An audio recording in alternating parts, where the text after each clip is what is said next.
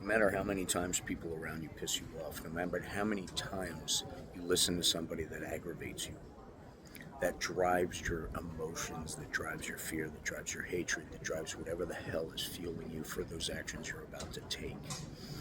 Whoever that person is that you believe in enough to listen to, whether you need to research what they're saying or not, whoever that person is can lead you down a rabbit hole of destruction.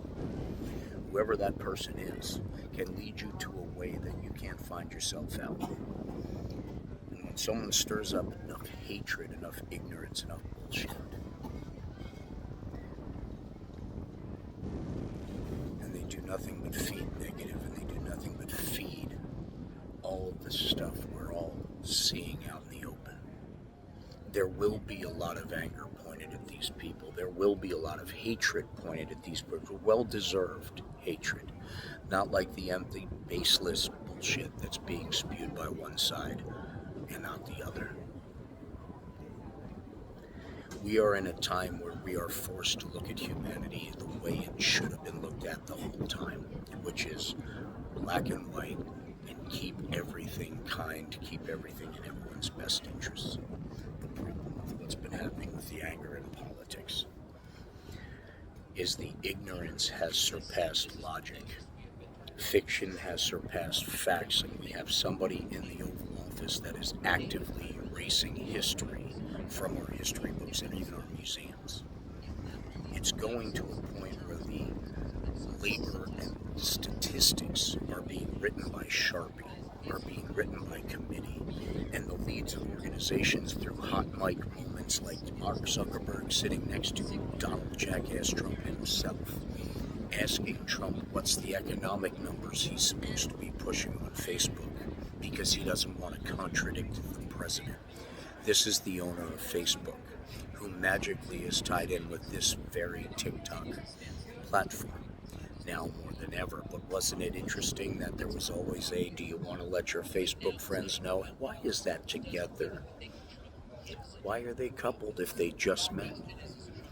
Why are they coupled in those types of steps if they didn't have anything to do with each other before this big Trump show culmination at the inauguration of all the tech billionaires?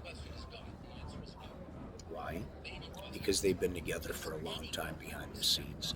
All of these people have been working together for a very similar purpose, and that purpose is to manufacture, to distribute, and to push narratives on command for a certain group of people. Not only to push the narratives, but also pass the laws, pass the regulations that free up ways where they can make money, or pass the laws that ways that free them from things they shouldn't have done and money they shouldn't have made. And if that doesn't work, there's always a $2 million partner just investing in a crypto company so you can get invited to dinner one day at a golf course.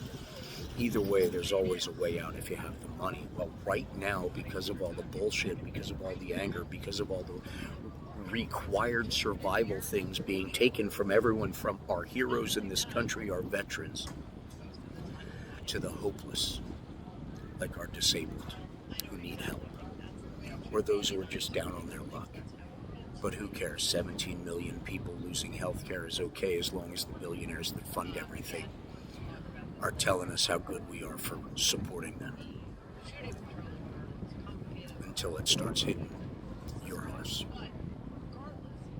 But it's okay, because they'll give you some bullshit story and someone else to be angry at. And you'll fall for it, because they know the buttons to push. And you're still not using any type of logic and or research to anything you're angry about. And if you were, and if you would, you wouldn't be fucking angry in the first place. So as we go through all this, and people like Charlie Kirk and Democratic lawmakers can be different. As that craziness consumes every angle of our life, where school children can't kneel for prayer, thanking God for their school starting, and they're finally back with their friends. But let's see the outrage and how regulations need to change now that it's Charlie Kirk and not innocent still school children. Thoughts and prayers, Charlie. Thoughts and prayers, GOP. Find another mouthpiece. makes the regulations so this doesn't happen to anybody anymore. We have more guns than people in this country. That's a fact. Wake up, people, before it's too late. Stand unified shoulder to shoulder, and don't for a second think that we're not unified worldwide. Just because you see it, what you see, and you can't see what you can't see, is my plan. But we're there, we're loud, we're powerful, and we're coming, because 99% will always be stronger than the one. Stay strong, ladies and gentlemen. God bless.